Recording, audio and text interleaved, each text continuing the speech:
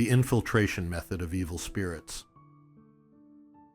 Most people of faith are aware of the existence of spiritual forces that oppose God. The Bible makes this reality clear, with many passages describing Jesus casting out evil spirits during his ministry. These forces can influence people's lives in many ways, sometimes subtly, and other times in more serious ways that can deeply affect a person's thoughts, emotions, and actions. In extreme cases, this spiritual influence can lead someone to do harmful things, such as acting without fear of consequences, hurting themselves, or behaving in ways that are difficult for others to understand. These kinds of actions often begin with the mind, when evil gains a foothold in our thoughts. This can also show up in more everyday situations. Sometimes we may find ourselves overreacting with anger, holding on to resentment, or being drawn to unhealthy desires. These can be signs that we are being influenced by something outside of ourselves, something that seeks to pull us away from peace and from God. There is an important difference between being influenced and being controlled. If you still have the strength to resist those harmful thoughts or temptations, you are under influence, but not under control. But if you find yourself unable to resist, unable to stop, then it may be that something deeper has taken hold. The Bible gives us a clear example of this in the story of Judas Iscariot.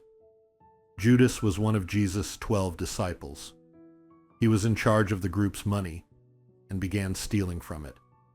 At first, it may have seemed like a small sin. He hadn't yet planned to betray Jesus.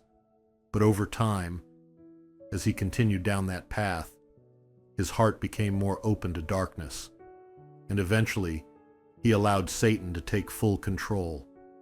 What started as a small wrong grew into something that consumed him completely.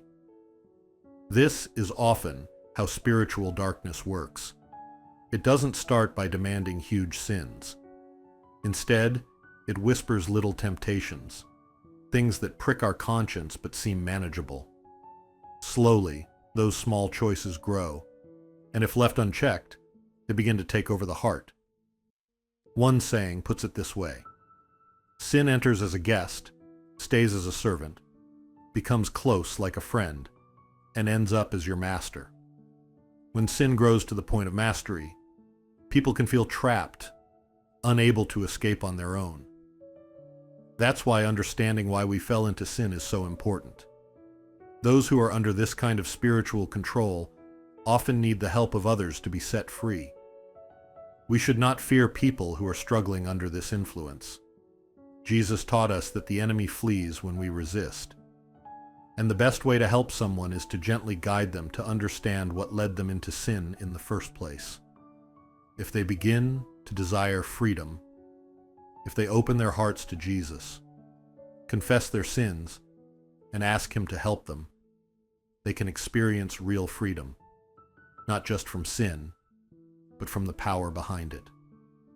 Even among believers, there are some who struggle with these hidden battles.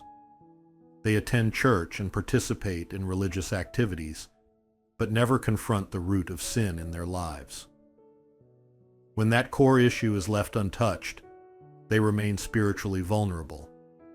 We need to remember this: unless we deal with the heart of our sin, we can become trapped, living not as free people of faith, but as slaves to habits, guilt, or darkness. But when we turn to God, He breaks those chains. He invites us to live as His children, no longer under the influence of anything that would pull us away from Him.